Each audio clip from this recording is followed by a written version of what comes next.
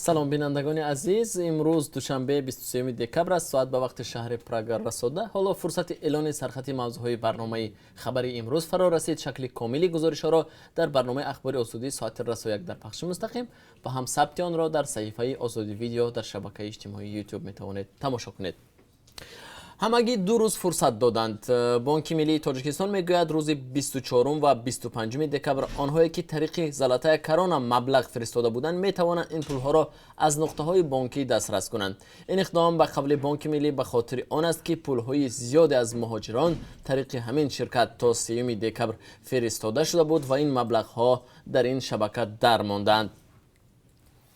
دوشنبه غالب را پیشواز میگیرد. انتظار می رود که نصف روزی امروز چهارشنبه علواتف آوازخوان جوان تاجیک از شهر نور سلطان به وطن برسد. او شام گذشته در آزمون سنترال ایشیا گات تالنت شاه جایزه را به دست آورد. او در دور نهایی آزمون با 11 نفر دیگر از کشورهای آسیای مرکزی رقابت داشت. همکاران ما نیز با استقبال چهارشنبه علواتف به فرودگاه بین‌المللی شهر دوشنبه رفتند و اگر امکانیت دست داد در برنامه خبری صحبت با او را پیشنهاد شما میکنیم. رهبریت بازار جلجم در محله یکچینار شهر دوشنبه به صدها تاجر تا نیمه ماه ینور سال 2020 مهلت دادند که دکانهای خود را خالی کرده در بازار نوساخت کوشانیان جایگیر شوند. ضرب الاجل به تاجران بازار و در روز اعلان شده است که بازار نوی کوشانیان به کار آغاز کرد. سخنگوی حکومت شهر دوشنبه گفت برای کوچانیدن بازار جلجم هنوز سال 2018 قرار رئیس شهر صادر شده بود. مسئولان ریاست رشد اقتصادی حکومت دوشنبه گفتند زمین بازار جلجم به اختیار دولت گرفته می شود. تاجران بازار جلجم فرصتی داده مقامات را برای کوچانیدن به بازار نو را کم می شمارند. آنها میگویند در جای نو پیدا کردن مشتری مشکل است و از این حساب تجارتشان ضرر می بیند. یکی از موضوعهای امروزی برنامه ما همین خواهد بود.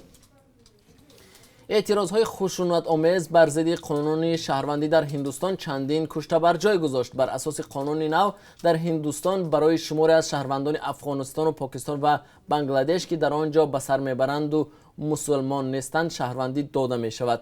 برخی از منتقدان قانون نو را همچون بخشی از استراتژی نخست وزیر نریندرا مودی انتقاد کرده میگویند هدف آن به حاشیه راندن 200 میلیون نفر مسلمانی هندوستان است. دیگران از آن هراس دارند که میزان مهاجرت به این کشور افزایش می‌یابد.